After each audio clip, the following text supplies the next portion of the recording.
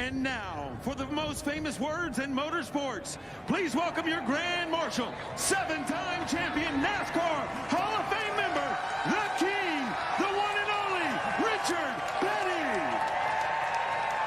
Drivers, start your engines. Last week, so starting off at the right foot here tonight. We just want to mention that before we go green here, our audio issues my talking issues have not been fixed, but the audio issues have been fixed. And yeah, we thank you guys for your patience as all these cars, or trucks I should say, are now grading out there on the field. Cameron, take us through the starting lineup. Well, on the pole we have the number 20 of Dave Wilson and the 98 of Christopher Burge, his teammate. Starting on row number 2, we got the number 13, lucky number 13 of Alan Capers, and starting alongside him, the double 3 of Doug McCollum. Row number 3, we got the number 14 of AJ Digby, the perennial bad luck driver who's trying to get over that, and Dominic Lee to his outside. On row number 4, it's the number 17 of Fernando Matos. We saw him with a great run at Daytona in the B car not too long ago, but got into some bad luck, so hopefully he can back that up with a good run here today. Kevin Paskowicz in the number 7 will be rolling off from the 8th position. On row number 5, we got a pair of Chevys, the 4 of Nate Catilla, and that beautiful disabled American veteran scheme in the number 32 of Billy Wise. After those two Wise Guys racing team drivers, we have the number 99 of Johnny Berardi starting in 11th, and a 48 of Mark Dingman to his outside starting P12. Starting in lucky number 13, Kyle Zimmer, the winner at Bristol, and Thomas Wise in the number 1 machine. Starting in the 15th position, and your first non-qualifier is the 56 of Tom Johnson. He was fast in practice, so keep an eye out for him in this one. Tanner Sharp will be starting to his outside. Tanner Sharp is racing here tonight. He's been doing some schoolwork outside of his sim racing, but luckily he'll be able to roll off tonight from the 16th position. Starting in 17th, we have the number 80 of Kevin Cochran, a chase for the championship driver, and to his outside, Matthew Lesniewski. And we're going to round out your field tonight, the perennial non-qualifier himself, Brian Lovett, who's starting in 19th spot, but don't look for him there very long, because he will make his way throughout the field. And that concludes our 19-car grid for tonight. A very healthy field for this track, so it should be one hell of a race. Talladega always puts on show, especially with these trucks, man. These trucks, Talladega, always something to look forward to, and that's going to be doubly true tonight because Sim Possible Racing League races are spectacles in their own right. These drivers put on great shows week in and week out, so I'm really excited. Yeah, and you know, all of these drivers here in the Sim Possible Racing League have some form of disability, but that doesn't limit their driving ability in any way, because these guys put on a great show each and every week here on 3Wide TV. So if you haven't checked them out before, we're here every Monday and Wednesday night on 3Wide TV, and Monday nights on iRacing Live as well. So if you're on iRacing Live, we welcome you, and getting set to go green flag racing here at Talladega. We got 47 laps here tonight, so not too long of a race, but I'm sure all these drivers will have that finish line already in the back of their minds. Got some butterflies in the stomach, as you always do at a super speedway race. I know that super speedway races make me more nervous than any other type of track, just because there's a lot out of your control, and especially for drivers like Kevin Cochran, AJ Digby, Tom Johnson, Nate Catilla, Dave Wilson, and Kyle Zimmer, your chase drivers.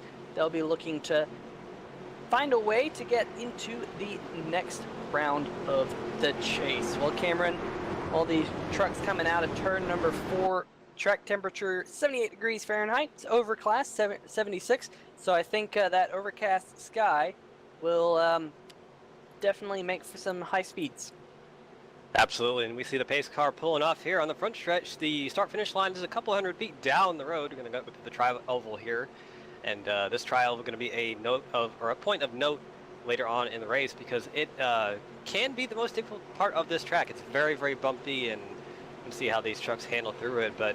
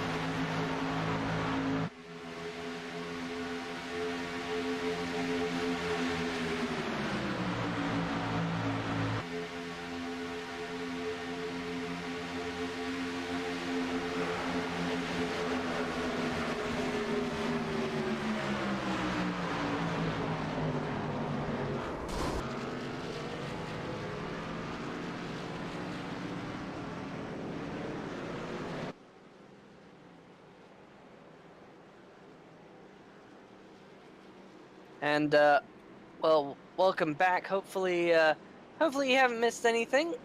As we're sorting out some technical difficulties here, our main communications channel has disappeared, but man, well, you missed an exciting first lap.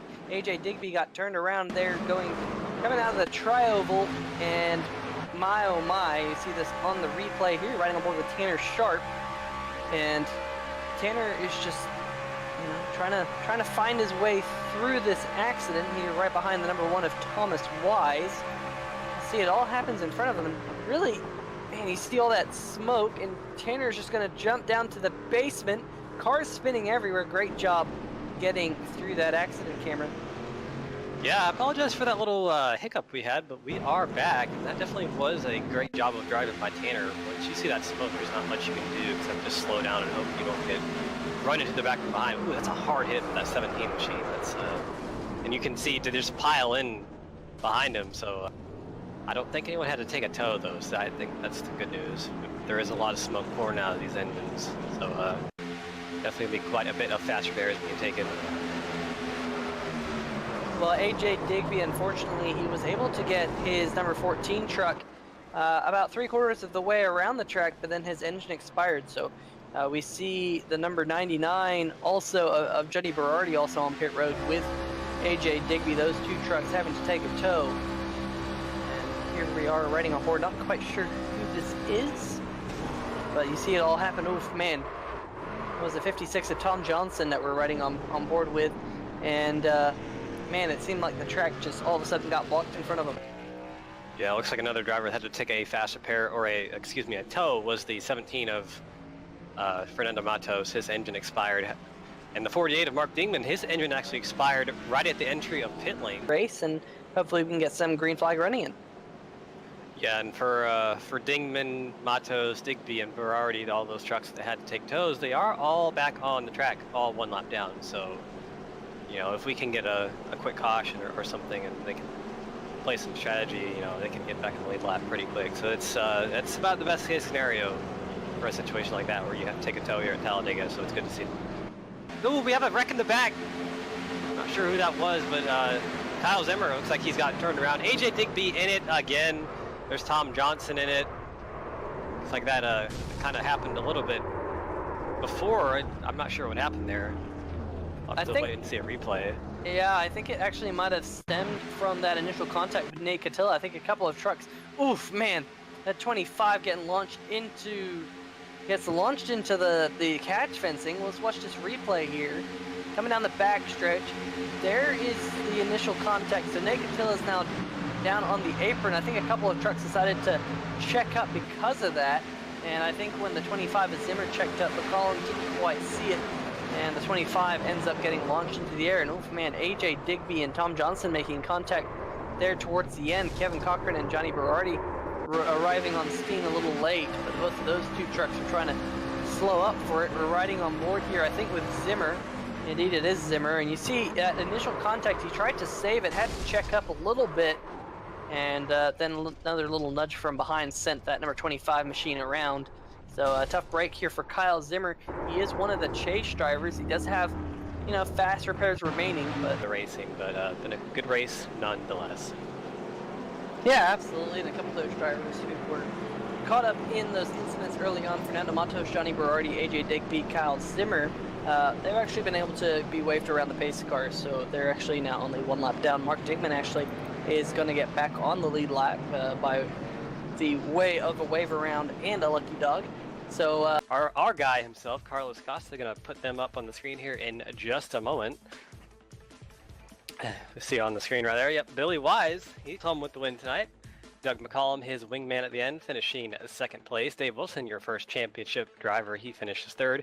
Nate Catilla, another one of championship drivers, fourth, as well as AJ Digby coming home with a top 5. Kevin Cochran, also a championship driver, so we got 4 in a row there. He's coming home 6. Brian Lowhead started shotgun on the field. He is the perennial shotgun driver, just doesn't like to qualify, but that doesn't hamper him. He's going to come home in 7th. Thomas Wise coming to come home in 8th. Tanner Sharp in 9th, and Johnny Berardi rounded out the top 10.